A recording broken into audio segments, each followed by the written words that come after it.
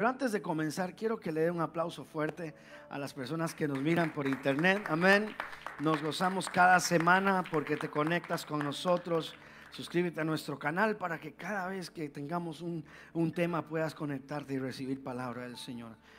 Como les decía la primera semana que hablamos sobre este tema, Dios no entiendo, hablamos sobre la vida de Juan, cómo Juan, siendo un hombre que bautizó al mismo Jesús, está en la cárcel y le dice: Jesús, es usted el que debería de venir, porque él sabía que Jesús hacía milagros, pero parecía que con él no quería hacer el milagro de sacarlo de la cárcel. Y al final Jesús le manda a decir: ni siquiera fue. Le dice: sí, claro, dígale a Juan que los ciegos ven, los muertos se levantan. Y Juan esperaba seguro que Dios lo sacara de la cárcel, y nos dimos cuenta que a Juan lo sacaron pero muerto. Amén. Y fue una prédica muy fuerte. ¿Cuántos se acuerdan? Porque a veces vemos a Dios como que está inactivo. A veces vemos como que hay cosas que en nuestra vida les están cortando la cabeza y no vemos la respuesta de Dios.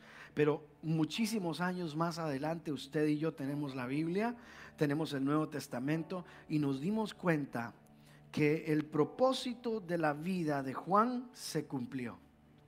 Quizás no en la manera en que Juan desearía que se cumpliera, pero fue a la manera de Dios. Diga conmigo: a la manera de Dios. Luego, la segunda semana estuvimos viendo sobre que a veces pensamos que Dios llega tarde, y hablamos sobre la vida de Lázaro. ¿Se acuerda? María y Marta y Lázaro. María y Marta, una se queda en casa como diciendo: ya para qué viene, Señor. Y la otra sale a reclamarle como diciéndole: Señor, ¿por qué no llegó a tiempo? Y pensamos que Dios no llegó a tiempo, pero usted y yo nos damos cuenta después. Diga conmigo: después. Esa palabra es importante. Diga: después. Que fue lo mejor que le ocurrió a Lázaro, haberse muerto. Y eso es difícil de entender, porque Lázaro fue el primero en experimentar a la resurrección. ¿Y quién es la resurrección? Cristo. Él dijo: yo soy la resurrección y la vida.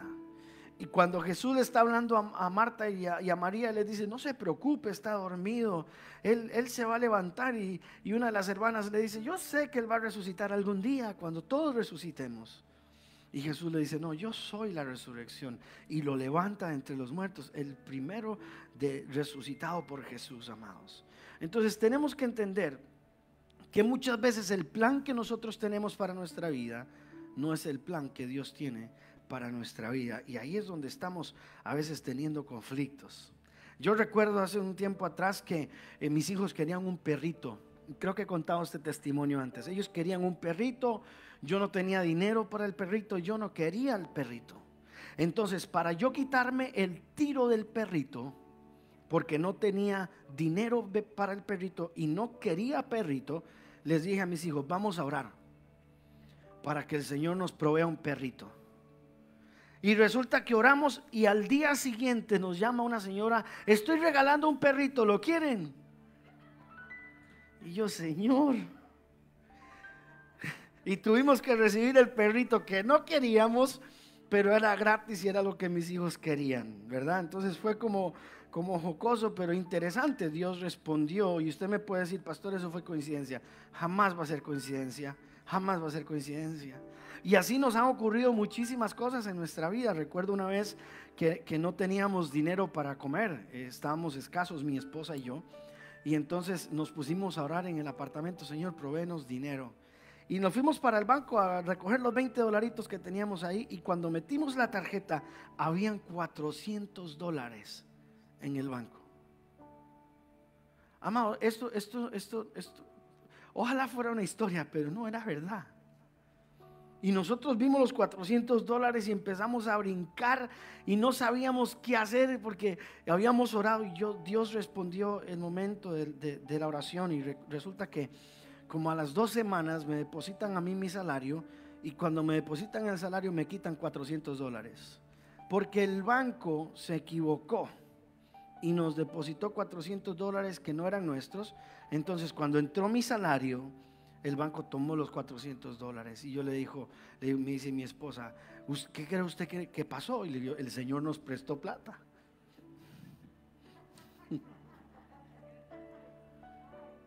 ¿verdad? Y usted dice, wow, y a veces vemos esos milagros y pensamos que son milagros como insignificantes, ¿verdad? Un perrito, un dinero ahí. Y luego venimos y tenemos meses de estar orando por un hermano en Cristo que conocemos, se llama Alexander, y sabemos que está pasando por un momento difícil. Alexander tiene cáncer. Tenemos aún una gran cantidad de gente orando, no nosotros, la familia en Grecia, Costa Rica, hay un montón de gente colaborando, bendiciendo a Alexander. Yo todos los días me levanto y me acuerdo de Alexander y digo, Señor, un milagro sobre la vida de Alexander, y todavía no hemos visto el milagro en la vida de Alexander. Entonces uno se pregunta, Señor, ¿por qué me provees un perro que ni quiero? ¿Y por qué no sanas a Alexander, que todos queremos que lo sanes? Y ahí es donde decimos, Señor, yo no entiendo. Y empezamos a tener conflictos de nuestra fe, porque sabemos que Dios lo puede hacer. ¿Por qué? Porque ya Dios lo ha hecho, porque tiene el poder para hacerlo, porque además Él dijo que pidiéramos, y si pedíamos Él nos iba a dar. Y hasta se atrevió a decirnos, es que no reciben porque no piden. Y uno se queda, Señor, pero ¿qué es lo que pasa? Y algunas personas tienen conflictos con su fe por estas oraciones no respondidas. Señor, ¿cómo puede ser que me proveas un perro que no quiero?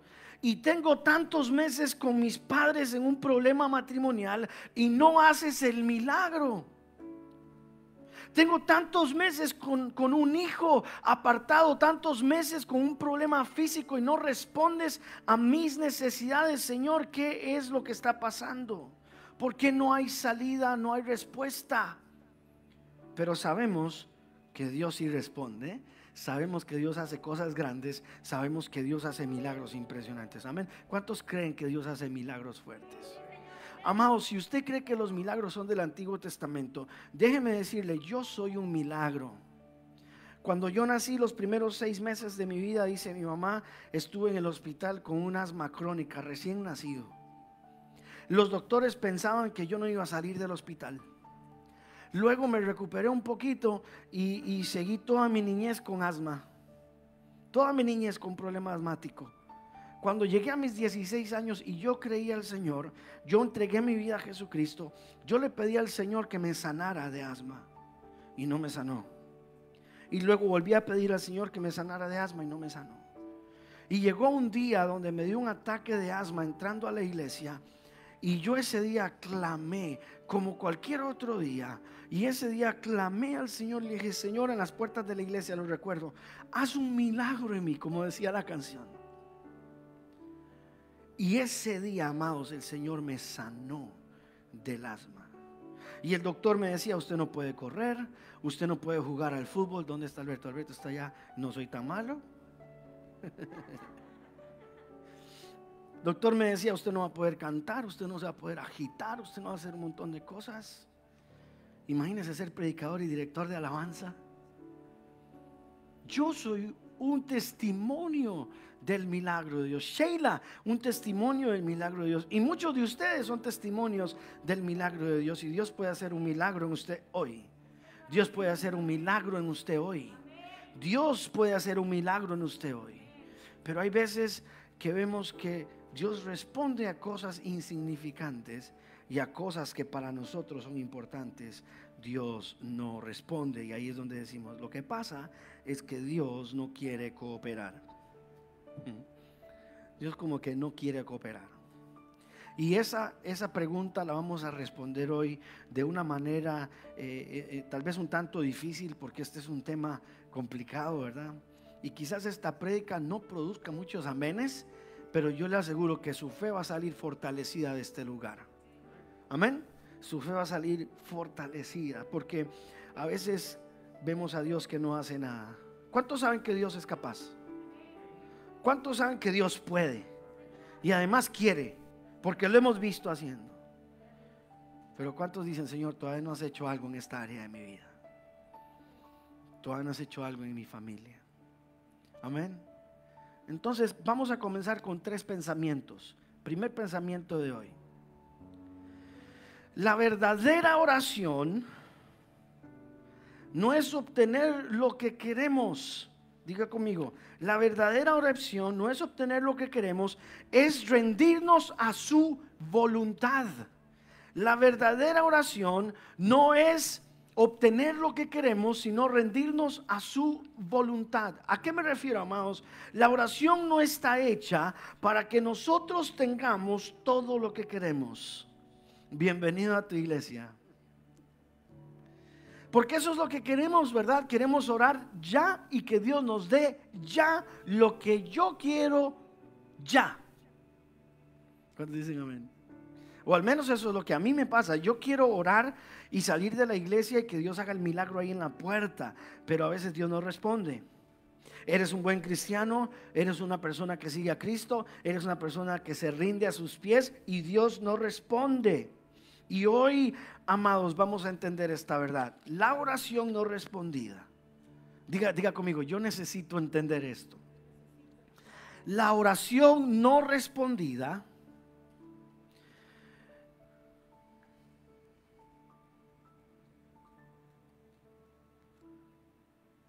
¿cuánto les gusta que uno se quede callado así en la prédica y que usted diga, ¿qué le pasó al pastor? ¿Se le olvidó lo que iba a decir? ¿Para dónde cogió el pastor? ¿Qué enredo se le hizo? Se sienten incómodos, ¿verdad? Se sienten así como awkward. ¿Qué le agarró? Se le olvidó la cita bíblica. Pero así nos sentimos cuando oramos al Señor. Y usted está en la casa y le dice, Señor, haz un milagro en mi esposo, Señor. ¿Te lo llevas o te lo mando? ¿Verdad? No, bueno, tal vez no tan agresivos, pero Señor, cámbialo al esposo o a la esposa. Señor, cambia a mi esposa. Y usted ve a su esposo metido en los mismos vicios, haciendo las mismas cosas, o a su esposa. Y usted dice, Señor, yo creo, ¿qué es lo que está pasando, Señor? ¿Por qué no avanzamos? Y es por esto, amados, muchas veces Dios no responde la oración.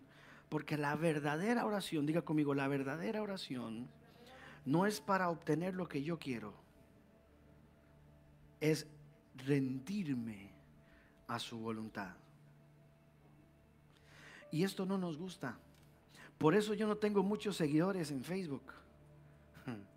Porque la gente lo que quiere oír es pida y se os dará. Y es cierto, amados, no se canse de pedir, pide y se os dará, dice la palabra. Pero hay veces que uno pide y Dios no responde. Y entonces nuestra fe pasa un quebrantamiento y decidimos no seguir orando, decidimos no seguir buscando al Señor porque Dios nos respondió una oración que para mí es demasiado importante. Si Dios supiera lo importante de esta oración para mí, si yo fuera Dios, yo respondería a mi oración, porque mi oración no es de orgullo, mi oración no es para mi propósito, mi oración es para que el Señor sane. Amados, ¿cuántos estamos entendiendo esta verdad? Escúchelo. Hoy no es una predicación así que usted va a salir de aquí y decir, wow, qué revelación. No, hoy va a ser una predicación donde usted va a salir de aquí diciendo, si Dios no responde, no quiere decir que Dios no está contigo. Si Dios no responde, no quiere decir que tú no estás bien con Dios. Si Dios no responde, no quiere decir que Dios se ha olvidado de ti. Es que la oración no es para obtener lo que yo quiero. La oración es para rendirme a su voluntad. Y hay personas que ayunan y oran al Señor 41 días, un día más que el maestro, para doblarle el brazo al Señor. Señor, yo ayuné, yo oré, necesito que hagas, y el Señor no responde. Y ahí es donde tenemos que tener la madurez, porque usted dice, pastor, ¿de qué me está hablando? Estoy hablando de que el mismo Jesús oró y no escuchó respuesta a su oración. ¿Se acuerdan de Jesús en el monte de Getsemaní? Y le dice, Señor, dice que la presión sanguínea era tan fuerte que sangraba en lugar de sudor. Y decía, Señor, yo no quiero esta copa. Porque Jesús no quería ir a la cruz. En ese momento sintió la presión. Yo no quiero esta copa. Pero ¿cuál fue la segunda parte de la oración de Jesús? Dice que no se haga mi voluntad, sino la tuya. Que no se haga mi voluntad, Señor, sino la tuya. Porque esta oración no es para obtener lo que yo quiero. Esta oración es para yo rendirme a tu voluntad. Y cuántas veces, amados, seamos honestos, en nuestro tiempo de oración, en lugar de tener una oración de rendimiento a la voluntad de Dios, tenemos una oración de pedir y pedir y pedir y pedir lo que yo quiero. Siga pidiendo. La prédica de hoy no es para que usted no pida. La prédica de hoy se ubica solamente en un lugar. Si usted pidió y no recibió, esa oración suya es para rendimiento a la voluntad del Maestro, que dijo no. Cuando el Señor dice no en una oración, ¿qué tengo que hacer yo? Rendirme a su voluntad. Y yo he conocido gente cristiana que, como no reciben la respuesta que estaban esperando de Dios en su vida, lo que hacen es que dejan el cristianismo y se van por sus viejos caminos, porque Dios no respondió una oración. Y amados, yo tengo algunos años en el evangelio y quiero decirle, yo muchas veces he orado y el Señor no ha respondido. A veces llega y me dice: pastor, yo quiero que ore por mí porque es que Dios a usted sí lo oye. Y yo por dentro digo: algunas veces. Oré por una señora para que se sanara de piedras en la vesícula y Dios la sanó. Oré por mi esposa para que se sanara por piedra de las vesículas y tuvimos que correr a emergencias para que la operaran. Y la operaron. Y a veces tenemos un conflicto en nuestra fe porque hay oraciones no respondidas. Diga conmigo: la oración verdadera no es para obtener lo que quiero, sino para rendirme a su voluntad. Aún el Padre Nuestro, cuando Jesús le está enseñando a sus discípulos cómo orar, les dice: oren de esta manera: hágase tu voluntad aquí en esta tierra como es en el cielo. Tenemos que pedir por su voluntad. Ahora, quiero hablar de Pablo, porque Pablo ha sido un hombre que para mí en su humanidad experimentó muchísimos milagros. Esta semana vamos a empezar a hablar de Pablo y la próxima semana vamos a terminar la serie. No se lo pierda, porque vamos a hablar sobre la vida de Pablo y cosas que Pablo enfrentó impresionantes, y vamos a cerrar la serie de una manera bien interesante. Pero Pablo, si yo fuera Dios, yo respondería a las oraciones de Pablo, ¿verdad? Primero, veamos un poquito la historia de Pablo. Pablo tuvo una conversión extraordinaria. Pablo era un hombre que perseguía a la iglesia para matar a los cristianos. Si usted era judío que se había convertido al cristianismo, que seguía al Mesías, Pablo tenía cartas legales de las leyes de la época para llegar a su casa, detenerlo a usted, apresarlo, ponerlo en el cepo, obligarlo a negar a su Dios, apedrearlo, darle leño porque les daban con unos varas, hasta matarlos. Ese era Pablo. Y un día Pablo dice: necesito cartas para ir a otra ciudad, y se va para Damasco, y camino a Damasco se encuentra con una luz que dice la palabra que lo deja ciego a él y a los que iban con él, y cayeron todos al piso. Todos cayeron al piso de la luz tan tremenda. Y lo más interesante de esto es que cuando Pablo iba para Damasco era mediodía.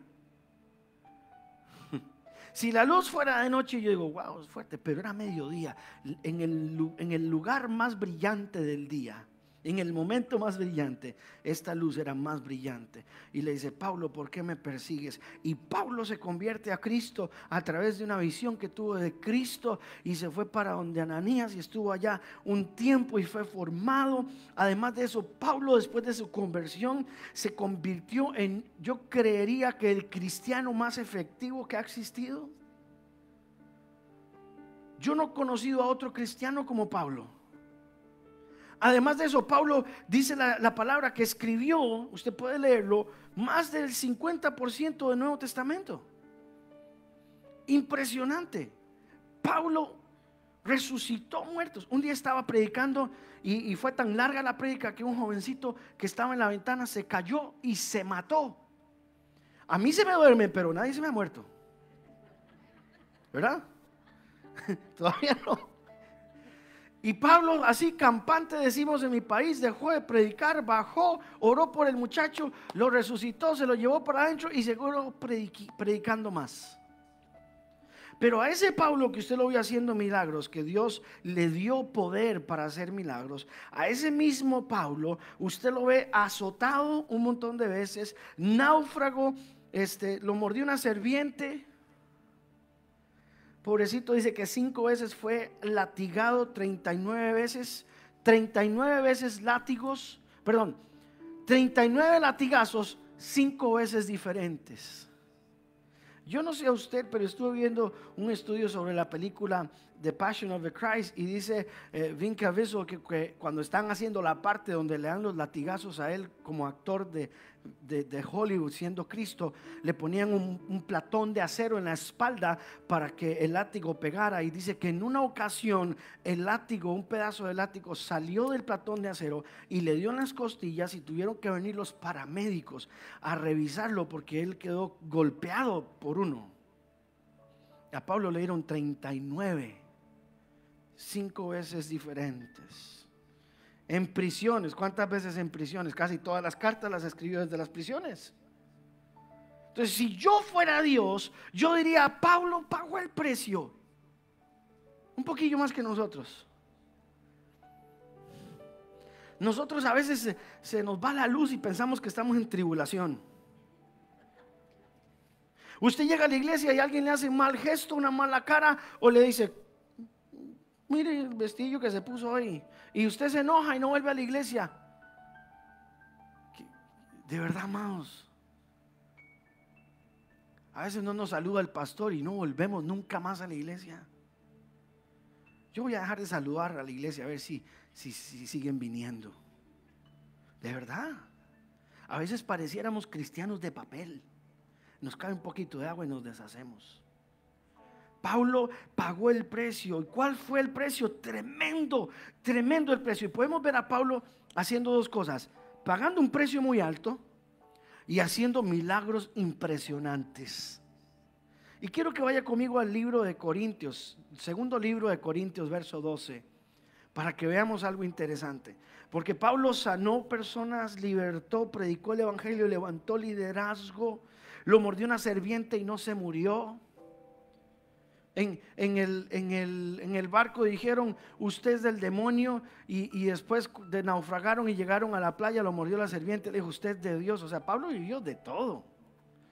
Y después, mire lo que dice 2 Corintios capítulo 12, verso 7: y para que la grandeza de las revelaciones no me exalten desmedidamente, me fue dado un aguijón en mi carne, un mensajero de Satanás que me abofetee para que no me enaltezca sobremaneramente.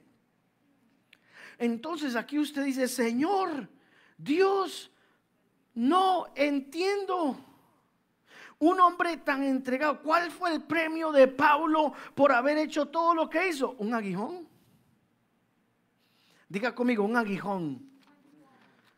Y decimos: Dios, yo no entiendo. Pablo debería estar con 5 estrellas, VIP, ¿verdad? Todo el season pago. Pero el Speed Pass también, ¿verdad? Por aquello. Algunos teólogos dicen que el aguijón simplemente era como un chuzo, no sé, como una vara con una punta puntiaguda que usaban para penetrar. Entonces Pablo lo que está diciendo: se me ha dado una enfermedad, un problema que es como un chuzo, lo tengo ahí encima todo el día. Como acostarse a dormir con un trompo en la bolsa, no sé si me entienden. Como andar una piedra en el zapato.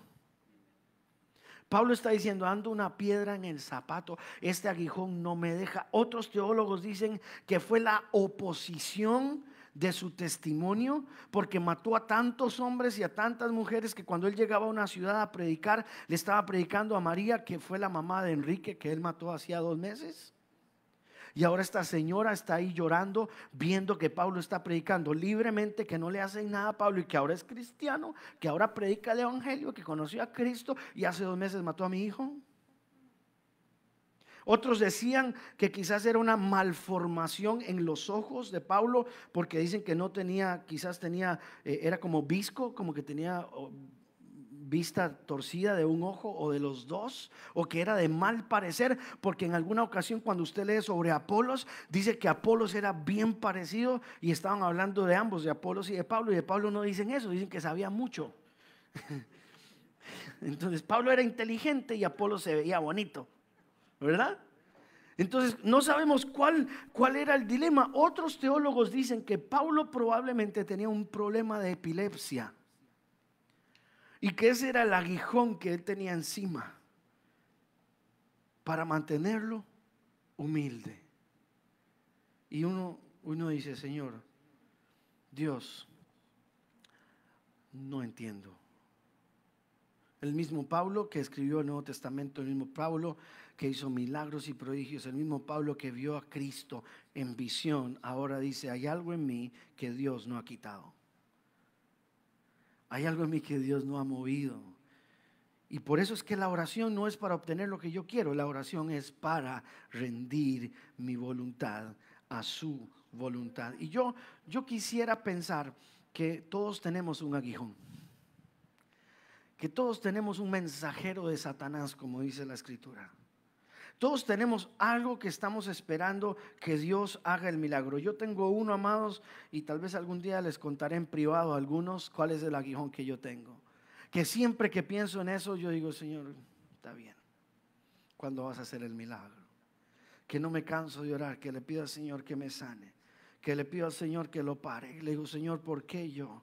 Señor, ¿por qué si yo te predico? ¿Por qué si yo corté todas las maldiciones? Señor, ¿por qué no se va esto de mi vida? Señor, yo quiero, no es un pecado, amados, tengamos claro, no es un pecado. Si es un pecado, no espere que Dios se lo quite, le toca a usted. Amén.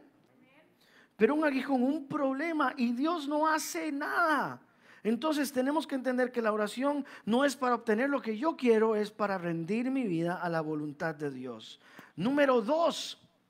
La oración nos recuerda que no estamos en control y nos mantiene cerca de el que está en control. La oración nos recuerda que no estamos en control y nos mantiene cerca del que está en control. Mire lo que dice el verso 8, que es el que sigue, hablando de Pablo y su aguijón. Dice, respecto a lo cual 3 veces he rogado al Señor que me lo quite de mí. 3 veces he orado al Señor, amados. Y cuando Pablo dice esto, Pablo no está diciendo, oré al desayuno, oré al almuerzo y oré a la cena y el Señor no lo ha quitado. Pablo lo que está diciendo es que he orado por estaciones, por temporadas, en 3 ocasiones. Recuerdo que empecé en enero y terminé como en junio una vez. Recuerdo que comencé en diciembre y terminé en junio una vez. Recuerdo que tuve 8 meses orando. En 3 ocasiones he estado intercediendo en búsqueda, en ruego para que el Señor quite esto de mi vida y no lo hace. Dios no quita esta carga de mi vida. Dios haz algo. Y ahí estamos nosotros. Dios salva a mi hijo. Dios sana a mi familiar. Dios transforma mi corazón de piedra. Dios restaura mi matrimonio. Dios haz algo. Yo sé que puedes. Yo vengo a la iglesia, yo oro, yo leo la Biblia, yo creo en ti. Haz algo y Dios no hace nada. Si yo fuera Dios, después de todo lo que hizo Pablo, y Pablo llega y me dice, Señor, mire, lo que pasa es que usted sabe, ese aguijón me molesta mucho, me incomoda, pero usted lo podría quitar. Y yo me volvería y le diría a Pablo, claro, claro que sí, Pablito. Es más, desde ya no te preocupes. Pero amados, pensemos esto. ¿Cómo cree usted que fue la vida de Pablo cuando Dios respondía a oraciones de Pablo, pero no respondía a esta? Usted y yo a veces Dios no nos responde a oraciones, pero estamos acostumbrados. Oramos y nada pasa. Y a veces tenemos una temporada de cristianos donde oramos y nada pasa, oramos y nada pasa. Pero Pablo, amados, está orando y sanan. está orando y liberta, está orando y se resucitan, y ora por él y no pasa nada. ¿Cómo estaría usted y cómo estaríamos nosotros? Pongámonos en los zapatos de Pablo por un momento. Dios, contestas muchas oraciones, pero no las mías. Y Pablo dice, he orado muchísimo por esto y Dios no ha hecho nada. Entonces en el verso 9, parte A, mire lo que pasa. Y esto es lo que Dios me ha dicho con respecto a mi oración. Le dice, Pablo, bástate mi gracia, porque mi poder se perfecciona en tu debilidad. Pablo, no voy a hacer el milagro.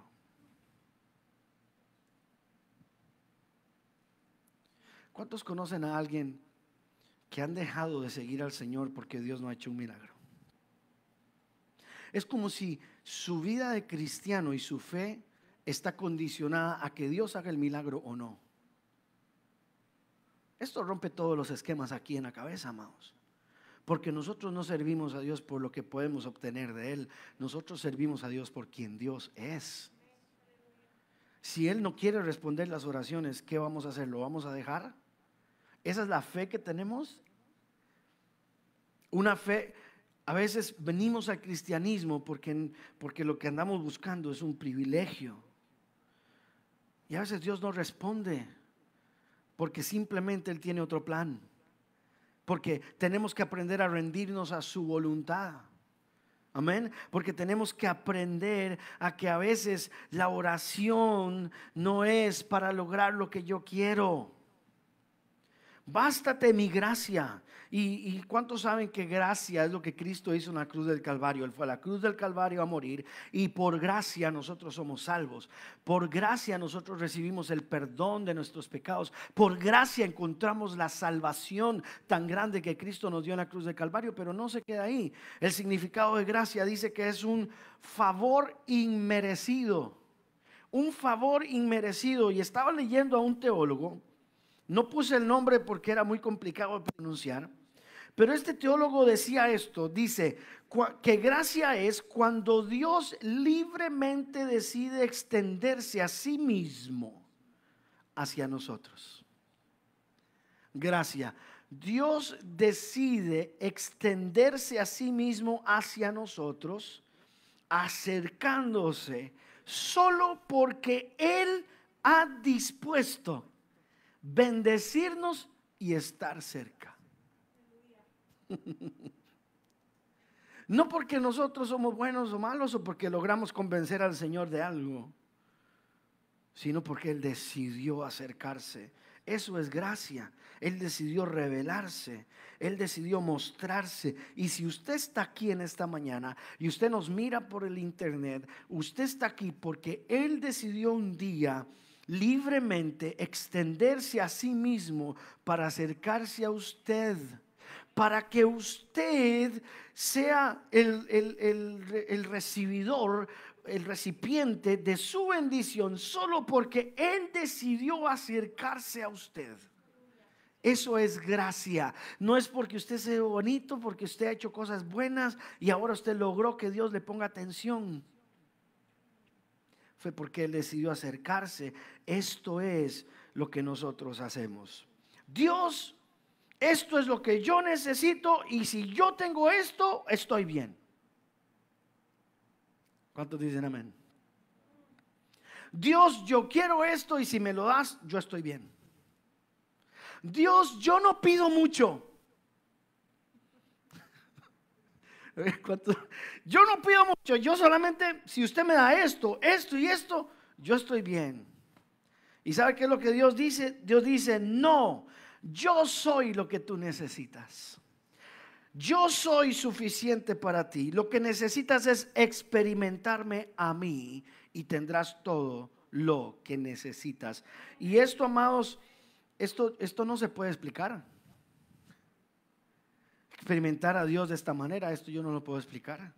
Es difícil de explicarlo. ¿Cómo yo explico esto? Muchos de ustedes van a tener que experimentarlo.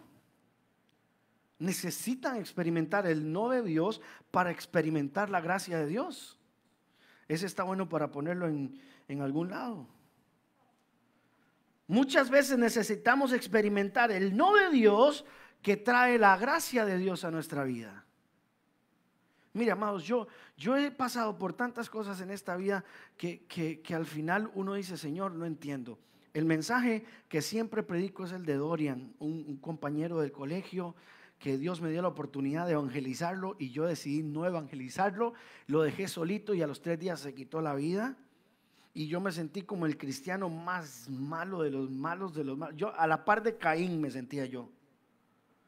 Yo dije, ¿cómo puede ser? Dorian se me murió. Y amados, pasé un tiempo tremendo, tremendo, llorando. Después dejé de llorar y pasé un tiempo donde yo no me perdonaba. Decía, Señor, cuando yo llegue al cielo me vas a cobrar la sangre de Dorian, porque tuve la oportunidad de predicarle y no lo hice. Y ahora, ¿qué clase de cristiano soy yo? Amados, yo no sé si usted ha pasado un quebrantamiento en su fe, o usted ha pasado una prueba de fe en su vida, pero usted no sabe lo que es decirse cristiano, venir de misionero de España por 1 mes y medio estando allá y sacar un día libre y decirle a un compañero, no quiero hablar contigo, estoy ocupado, voy para la piscina. Y que ese compañero, sabiendo tú que necesitaba de Cristo, 2 días después se quite la vida y tú fuiste la última persona que habló con él. Fue 1 año y medio de mi vida difícil, quebrantado en mi fe. Y yo decía, Dios, yo no entiendo, yo no soy así de malo. Y yo veía toda la situación y yo decía, Señor, yo no soy así de malo, ¿cómo yo no lo vi? Qué poca cosa. Y mis compañeros de la iglesia, mis líderes se dieron cuenta y me motivaban y me decían, Alan, sigue adelante. Y yo decía, pero ¿cómo iba a seguir adelante?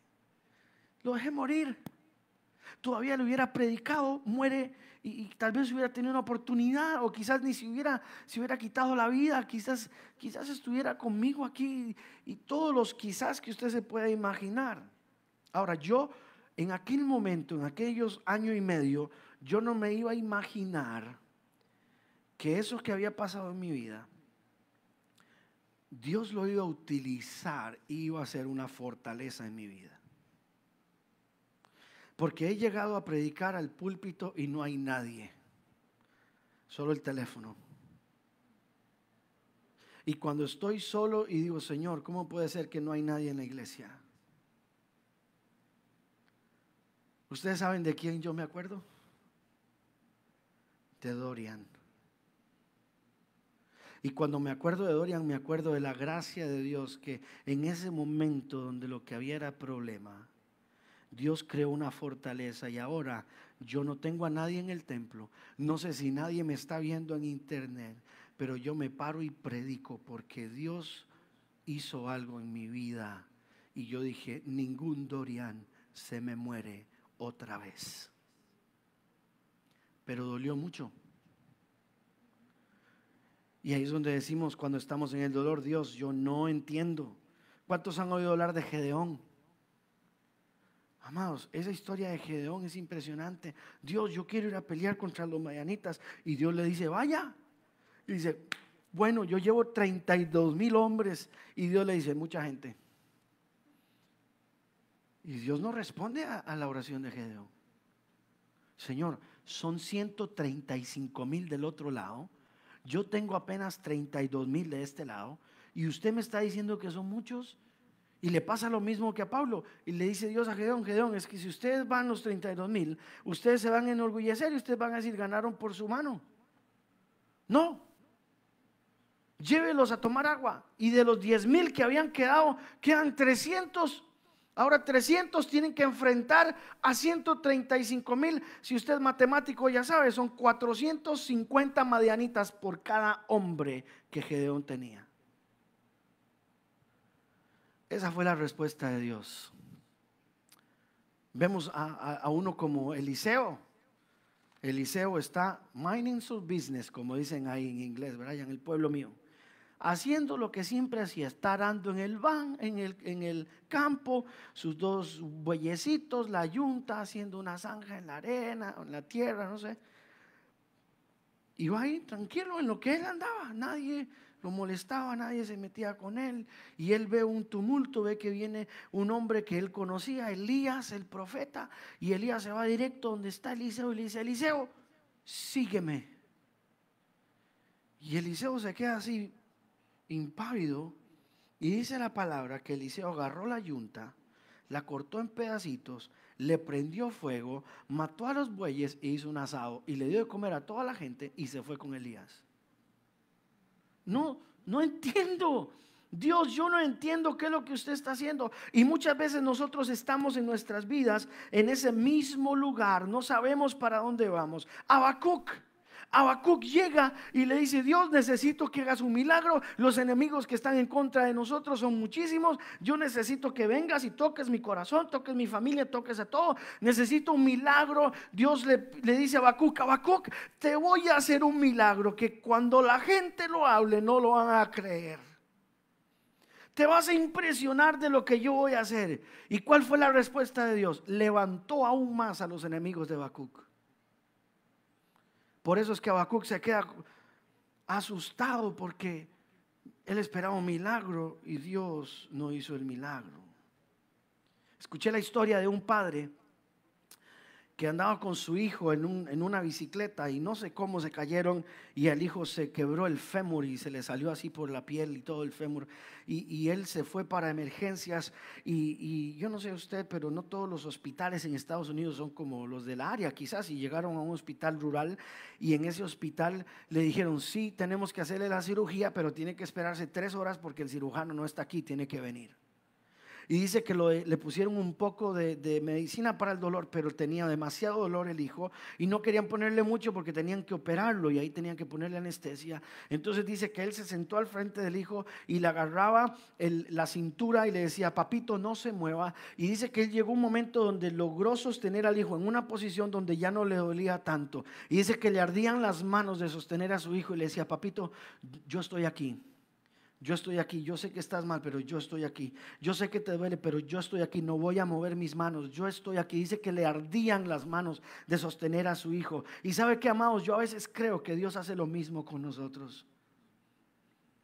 Dios nos dice: yo estoy aquí, sé que te está doliendo, pero yo estoy aquí. Sé que es difícil, pero yo estoy aquí. No te muevas, tengo un plan contigo. La respuesta es no, pero yo estoy aquí contigo. Yo estoy aquí y voy a hacer algo. Amén. Necesitamos encontrar esta verdad en la palabra, amados, porque a veces cuando nosotros oramos y Dios nos responde nuestra oración, no es que nosotros siempre vamos a obtener lo que queremos en la oración, pero siempre podemos rendirnos a su voluntad en oración. Y también cuando Dios nos responde una oración, tenemos que entender que Dios está en control de la situación y tenemos que aprender a nosotros a experimentar su gracia. A veces Dios dice que no para que nosotros experimentemos su gracia. Yo vivía en Elizabeth hace muchos años y ganaba muchísimo dinero, ganaba más dinero del que gano hoy. Estamos hablando 15 años atrás, y ganaba más dinero en aquel momento que ahora. Y no nos alcanzaba el dinero para nada, todo lo despilfarrábamos porque no teníamos sabiduría.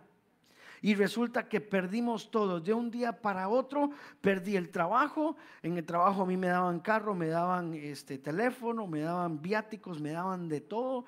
Perdimos el apartamento, perdimos los 2 carros que teníamos, perdimos todo lo perdimos. Gracias a Dios, mi suegra vivía aquí en los Estados Unidos y nos fuimos a vivir donde ella, en un cuartito, donde el siguiente día en la mañana que nos levantábamos, tuve que pasar la vergüenza de decirle a mis suegros, pero digo vergüenza porque no es vergüenza, son familia, no sé si me voy a entender, pero personalmente no tengo para el desayuno, no tengo para darle de comer a mis hijos, ni a su hija que me llevé de su casa, y ahora regresamos los 3. Nos fuimos 2 y regresamos, no éramos 4, nos fuimos 2 y regresamos 4. Y yo no entendía, desde Dios, yo no entiendo. ¿Por qué perdí el trabajo? ¿Por qué perdí todo? ¿Por qué paré aquí donde mi suegra? No me estoy quejando, fue una bendición, pero ¿por qué? Y amados, hoy entiendo que si no hubiera llegado donde mi suegra, tu iglesia no existiría. Porque el no de Dios en aquel lugar me hizo llegar a un lugar donde tenía que aprender a depender de Dios en todo. Me tocó aprender a depender, porque no salía nada. Meses, 3 meses sin trabajo. Y el primer trabajo que salió era de 11 de la noche a 7 de la mañana, 40 horas por $175. Y llegó el primer cheque y Dios puso en mi corazón que tenía que sembrarlo. Y le dije, Señor, no entiendo, pero yo voy a obedecer, quiero experimentar. Y amados, déjenme decirle algo. En esa escasez experimenté la gracia de la provisión de Dios que nunca hubiera experimentado si yo hubiera seguido pensando que yo era suficiente para sostener a mi familia y a mis hijos. Y aprendí a experimentar la gracia de Dios en muchas áreas, porque no tenía para dónde coger más que para su gracia, más que para su presencia. Y a veces Dios te dice que no, para que aprendas. Por eso no se puede expresar. Por eso no se puede decirle a ustedes que tiene que vivir esto. Usted lo va a tener que vivir por usted mismo. Y entender que ese no, que esa situación no es que usted esté mal, es que Dios quiere mostrarte algo. Hablamos de un hermano de la iglesia unas semanas atrás que oraba y oraba y oraba, Señor, sáname, hasta que entendió que en ese tiempo de oración Dios estaba formándolo, que Dios no lo había sanado porque Dios estaba formándolo. Y tenemos que prestar atención, porque si no hemos pasado una etapa de nuestra vida y todavía tenemos esa etapa dando vueltas, es porque todavía no hemos escuchado la formación que Dios tiene para nosotros. Si todavía no se ha ido por completo, abre tus ojos, porque hay algo que no has soltado todavía. Porque tenemos que aprender a experimentar la gracia y la misericordia de Dios. Solo Él la puede mostrar. En otras palabras, solo Él te va a hacer apiado del caballo. Solo Él te va a abrir los ojos. Número 3, la oración no es solo para pedir, la oración también es para confiar. Ahora, amados, yo le quiero decir, pida, pida, pida, pida y no se canse de pedir. La palabra dice que oremos y que creamos y que pidamos y Dios nos va a dar. Y pide y recibirás, dice la palabra. Pero si no hay respuesta, entonces tenemos que aprender a confiar. Lo más interesante de esta historia que estamos leyendo de Pablo, amados, es que Pablo la está contando en pasado. Pablo está contando de su aguijón como algo que ya no está.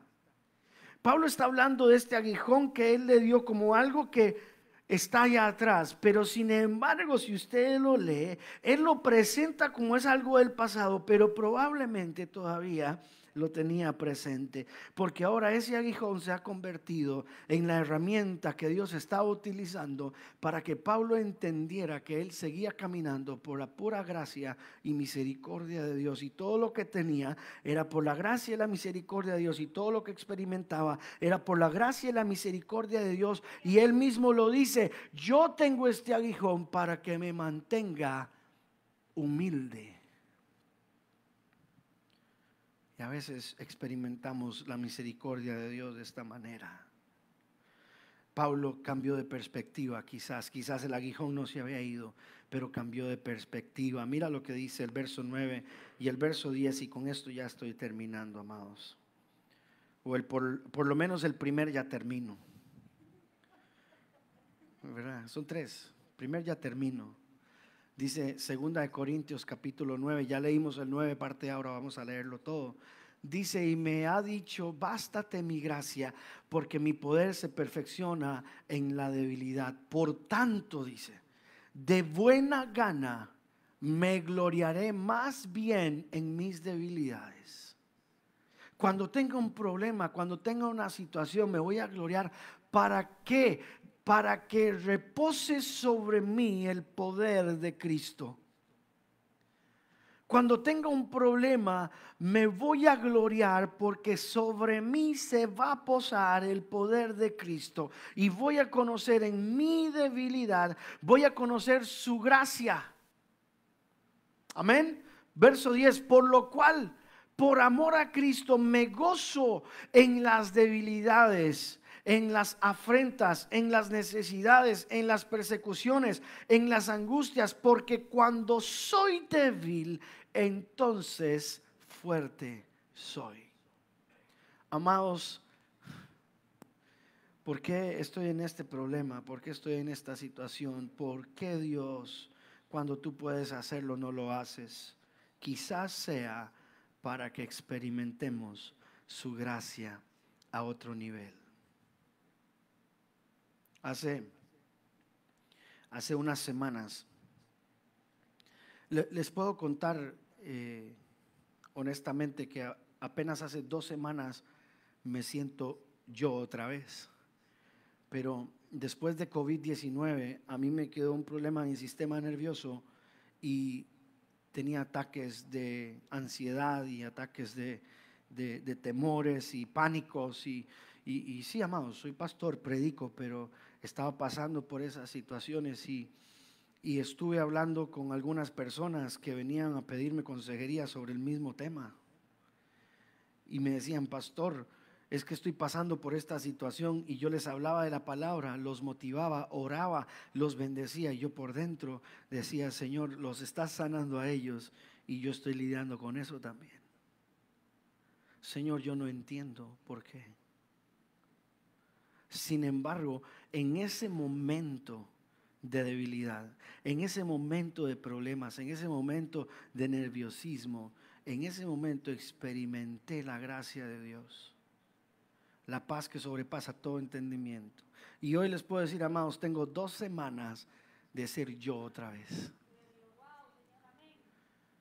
Y tuve que predicar por meses así, donde los líderes y los grupos, la gente que está cerca de mí, oraban por mí antes de predicar, ¿verdad, Susan? ¿Por qué? Porque estaba pasando un momento difícil físicamente, con problemas físicos que alteran lo químico del cerebro y usted siente cosas. Estar predicando, terminando de predicar, hablar de la palabra del Señor y experimentar en ese momento un ataque de ansiedad. Orando por ustedes, bendiciéndolos y pasando un momento físico en mi vida. ¿Por qué les cuento esto, amados? Porque yo le pedí al Señor que lo quitara por 3 meses. Pero pude conocer al Señor a un nivel más profundo cuando pude llegar el momento de decirle: Dios, no entiendo por qué no quitas esto, pero no voy a dejar de predicarte, no voy a dejar de cantarte, no voy a dejar de seguir adelante. Hubo un domingo, hace como 2 meses, que yo estaba aquí parado a punto de cantar y yo sentía literalmente que me ahogaba. Que no tenía aire, mareado para cantar. Y oré al Señor y le dije: Señor, así me desmaye hasta el último aliento, te voy a dar en esta alabanza. Ahora, ¿por qué lo cuento hoy? ¿Y por qué lo cuento de esta manera? Porque en ese momento era una batalla en mi vida. Y hoy lo cuento como testimonio de que hay momentos que lo que estás pasando, donde Dios dice que no lo vas a entender. Y después pasa el momento y dice: Señor, ya entiendo. Dios me quería a mí a otro nivel. Dios quería más de mí, quería más lectura, quería más intimidad, quería más búsqueda. Dios me estaba demandando más, porque muchas veces lo que necesitamos no es obtener lo que queremos en la oración, sino rendirnos a su voluntad, porque Dios quiere mostrarte algo. Y quizás lo que estás viviendo, no hablo de pecado, amado, si hay pecado en su vida, quítelo. No sea usted, como decimos en mi país, cascarudo, ¿verdad? Así como no sea usted así de los que, ay, es que yo estoy haciendo este pecado porque Dios no me lo ha quitado. No, el pecado lo quita usted. Estoy hablando de situaciones que pasan que nosotros no producimos, situaciones que no son pecaminosas, porque dice la Biblia que el pecado tenemos que apartarnos de él. Si usted dice: ay, por eso es que yo estoy esperando que Dios me quite este pecado. No, eso es vagancia espiritual. Quítelo, soluciónelo. Es que es muy fuerte. No es fuerte. Hágalo. Haga un cambio.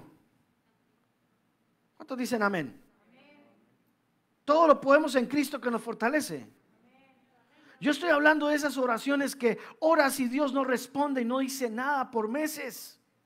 Tenemos que seguirnos parando, tenemos que seguir predicando, tenemos que seguir confiando de que Él está en control, de que tenemos que rendirnos a su voluntad y que nuestra confianza está puesta en Él por encima de lo que estamos sintiendo. Y hoy yo puedo decir, amados, tengo paz en mi corazón y tengo 2 semanas de no sentir nada, de no pensar nada, de no estar en nada. Tengo 2 semanas de gozarme porque el Señor me hizo libre de esa situación. Amén. Y espero que esto no sea de carga para ninguno de ustedes, ni me vean enfermo de ahora en adelante, porque estoy bien. Pero hubo un momento de silencio donde no entendía. Por lo cual dice Pablo, por amor a Cristo me gozo en la debilidad. ¿Por qué? Porque Pablo había conocido la misericordia de Dios en medio del problema. Amados, lamentablemente muchos de nosotros, si no es porque estamos en una situación, no nos volvemos al Señor. Y si podemos hablar de historias, podemos hablar de Jonás, podemos hablar de muchas personas. La realidad es esta, amados. Hay cosas en nuestra vida que no nos gustan, que queremos que Dios las cambie. Pero quizás estas cosas en el futuro vas a verlas y vas a decir, wow, ahora entiendo. Ahora entiendo. ¿Sabe qué me pasó a mí? Yo recuerdo, y les voy a hablar así por encimita, yo dirigía la alabanza en una iglesia y llegó la pastora de la iglesia y me dice, usted es un falso, usted viene aquí solo a ver mujeres, usted viene aquí a quitar el puesto de alabanza a mi hijo porque mi hijo es el líder de alabanza, usted eso es lo que viene y yo me voy a encargar de que mi esposo lo remueva a usted de ahí porque usted es un falso. Y el esposo de ella andaba, era el pastor principal, andaba en otro país, en Asia andaba. Y yo, Señor, ¿y ahora qué pasó? Yo no hice nada. Y yo no entendía. Y resulta que llegó el pastor y me llaman a la oficina. Y yo dije, hasta aquí me la prestó el Señor. Llegué a la oficina, estaba solo el pastor y el hijo. Y yo dije, ya se pusieron de acuerdo. Ni la pastora vino. Ya voy con colilla para afuera. Y se queda el pastor viendo y me dice, Alan, ¿cómo estás? Y yo me quedé callado, no sabía qué responderle. Y me dice, he visto el compromiso de tu vida. Y quiero decirte, mi hijo se va a ir para la universidad y necesito que alguien se quede a cargo del grupo de alabanza. Y hemos pensado que tú eres la persona indicada para eso. Ahora, la historia fue 1 minuto y suena muy fácil, pero pasaron 3 días. Y estuve a punto de perder la oportunidad de dirigir en la iglesia y fue la pastora la que lo hizo. ¿Por qué lo hizo la pastora? Yo pude haber llamado, pude haber comentado de la pastora, pude haber hablado de otro líder de la pastora porque la pastora me estaba levantando un falso, pero yo lo que hice fue callar y esperar que Dios sacara la cara por mí y confiar de que Dios iba a hacer algo en medio de esa situación. Y yo no veía nada por ningún lado y ahora me dejan de líder del grupo de alabanza. Quizás el problema que me hizo llorar y perder sueño fue el momento que me hizo confiar en el Señor y decir, Señor, si tú no sacas la cara por mí, yo no sé cómo lo voy a hacer. Y Dios dice, este aprendió a confiar, le voy a dar lo que tengo para él. ¿Lo entendemos? Quizás lo que estás pasando hoy es Dios probando tu corazón para llevarte al siguiente nivel. Pero nos quejamos, nos sacan la lengua en la iglesia y nos enojamos. Ay, no, es que no me gustó lo que el pastor dijo el domingo y no vuelven a la iglesia. Amados, yo estoy hablando de un tema que no saca menes, pero es la verdad. Quizás ese problema que estás experimentando en la iglesia, fuera de la iglesia, es la oportunidad que Dios te está dando para que conozcas su gracia a otro nivel y ya no mantengas tu cristianismo de que todo esté bien, sino de que aprendas a mantener tu cristianismo por la experiencia que tienes con la gracia de Dios. Así te saquen la lengua en la iglesia o no. Así te responda el Señor o no. Y ya no nos convertimos en cristianos de papel que con una gotita nos derretimos, sino somos cristianos firmes en la fe, que nos paramos al frente de la mortandad y traemos vida y sanidad a otras personas porque hemos experimentado la gracia de Cristo. Amados, yo creo en una iglesia que Dios está levantando firme, una iglesia que Dios está levantando para que el mundo nos mire y digan: ahí no son hipócritas, ahí no mienten, ahí creen en el Señor, se paran firmes, no son perfectos, pero han confiado en la palabra de Cristo. Amados, esa es la iglesia de Cristo que tiene que estar viva. Una iglesia como Gedeón, que dice: Dios, yo no entiendo. Dios, usted sabe, mire, Dios, usted sabe hacer milagros, pero de matemáticas no sabe nada, Señor. Vea, son 135,000, Señor. Nosotros tenemos 32,000. Y usted me está diciendo que no. Gedeón, es que quiero que conozcan mi poder. Señor, yo no entiendo. Está bien, esta la vamos a dejar pasar. Y le dice Dios a Gedeón: Gedeón, los que tengan miedo que se devuelvan. Y de los 32,000 se devolvieron 22,000. 22,000 valientes de Gedeón tenían miedo. Lea la historia en Jueces capítulo 7. Se devolvieron. Y Gedeón seguro se queda pensando: Dios mío, son 10 y son 135,000 del otro lado. ¿Qué hago, Señor? ¿Por qué me dijiste que no? ¿Ahora qué hago? Bueno, ya me metí en esto, voy a ver qué hago. Escucha, amados. Y Dios se vuelve y le dice a Gedeón: Gedeón, todavía son muchos. Señor, pero ¿estás seguro? Dice: sí. No. Llévelos a tomar agua. Los que se agachen y tomen agua del río, así bocan el río, esos me los manda para atrás. Y los que lleven el agua en su mano a la boca, a eso me los deja. Y solo 300 de los 10,000 llevaron el agua y estuvieron alertas de lo que iba a pasar y tomaban. Los otros se metieron de cabeza al agua. Lo interesante de esto es que Dios quita esos 6,700 y queda con 300. Gedeón no sabe qué hacer y Dios le dice: baja al campamento de los madianitas como espía. Y le dice en el verso 10: si tienes miedo, Gedeón, llévate a Fura. Y el verso 11 dice: y Fura y Gedeón y Fura y Gedeón bajaron al campamento. En otras palabras, Gedeón estaba con miedo.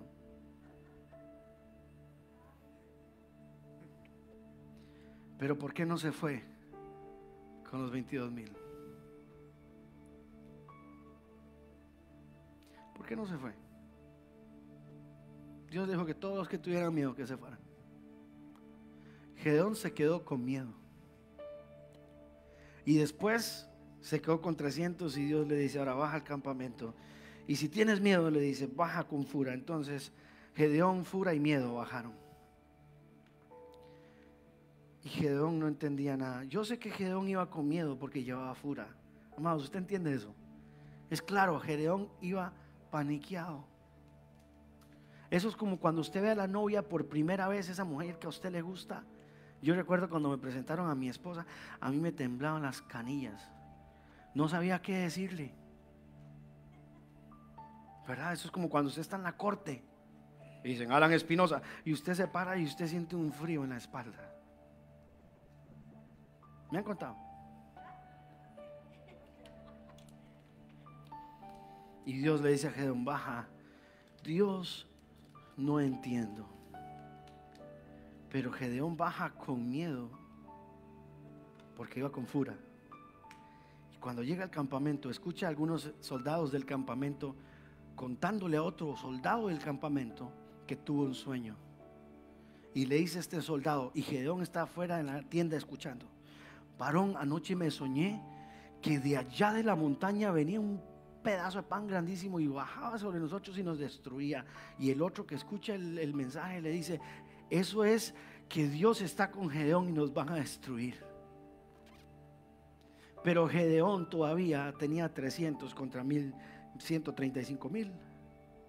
Pero cuando Gedeón escucha esto, dice que su fe fue restablecida. Había cambiado la situación. Había cambiado la situación. Amados, yo espero que hoy su fe sea restablecida, aunque su situación no haya cambiado. Si esta cirugía espiritual ocurre hoy, vas a ser una mujer de bien, un hombre de bien, de fe, en cualquiera sea la situación que experimentes. Ahora, cuando eres espiritual, vas a ver las cosas espirituales. Gedeón sube arriba y le dice al campamento: vamos a bajar, pero vamos a bajar primero 100. Y nosotros 100 vamos a ir adelante. Y le dice al resto de los otros 200: hagan lo que yo hago. Ni siquiera les dio instrucciones. Por eso a veces cuando uno lidia con liderazgo que no es espiritual, es un dolor de cabeza. Porque lo ven todo en la carne y tú estás hablando algo en el espíritu y no se mueven. Gedeón no les dijo nada a nadie, ni Gedeón sabía qué era lo que iba a pasar. Y llega Gedeón y le dice a los 100 que estaban cerca, alineados con él, y les dice: agarren un cántaro y agarren una trompeta, un cuerno y bajemos. Y le dice a los otros 200: ustedes hagan lo que nosotros hacemos. Pero ni Gedeón sabía qué iba a hacer. Y al final 300 hombres se pararon alrededor de 135,000 hombres, con un cántaro con una mecha encendida adentro. Yo no sé, hablando de una manera militar, ¿qué puede hacer un cántaro con una mecha de fuego adentro? Y una trompeta hecha de cuerno de carnero. Pero estos hombres se pararon alrededor, 300 hombres alrededor de 135,000. Levantaron el cántaro con el fuego y sonaron la trompeta.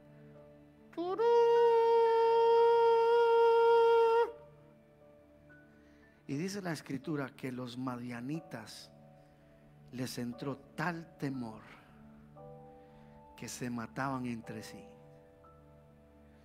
Y Gedeón con 300 ganó. Muchas veces el no de Dios es para que experimentemos los 300 y podamos entender y experimentar a ese Dios que tanto nos han hablado, pero no hemos experimentado. Es mi anhelo en esta mañana de que tú experimentes a Dios en tu vida a este nivel. De que entiendas que Dorian se murió, pero conociste a un Dios poderoso. De que entendamos de que no hay provisión en esta tierra, porque Dios quiere que aprendamos dependencia. Dios quiere que vivamos en aguas profundas, no afuera, donde solamente criticamos. Porque la oración no es para obtener cosas, es para rendirnos. La oración es para entender que Él es el que está en control. La oración es para confiar de que si Él ha dicho que no, es porque vamos a experimentar su gracia. ¿Cuánto lo creen? ¿Cuánto lo reciben en esta mañana? Cierra tus ojos, levanta tu mano y de una manera espiritual haz hacia el frente y dile: Señor, esa palabra es para mí hoy. Yo dejo, Señor, estos 28,700 que tengo y me quedo con 300 solamente, Señor. Pero sé que voy a experimentar tu gracia, tu misericordia. Padre, en el nombre de Jesús te damos gracias en esta mañana por tu palabra hermosa, Señor. Gracias, Señor, porque sabemos que estás en control de todas las cosas. Y vamos, Señor, a confiar, a entender que tú estás en control. Y hoy rendimos nuestra voluntad a tu voluntad, Señor.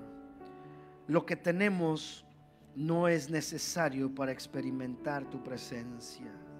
Tenemos que aprender a dejar en ti, Señor, todas las cosas para poder conocerte a un nivel diferente. Señor, levanta a esta iglesia, levanta a estos hermanos, Señor. para que conozcan tu misericordia.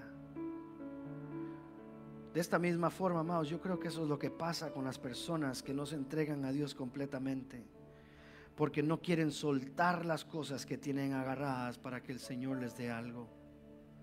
Quieren seguir agarrados de lo que tienen y de esa manera no van a experimentar su poder. Suelta y experimenta la gracia y la misericordia de Dios en tu vida. Padre, en el nombre de Jesús te damos gracias, Señor. En el nombre de Jesús. Amén y amén. ¿Cuántos le dan un aplauso al Señor por su palabra? Amados, vamos a hacer algo diferente hoy. Siempre tenemos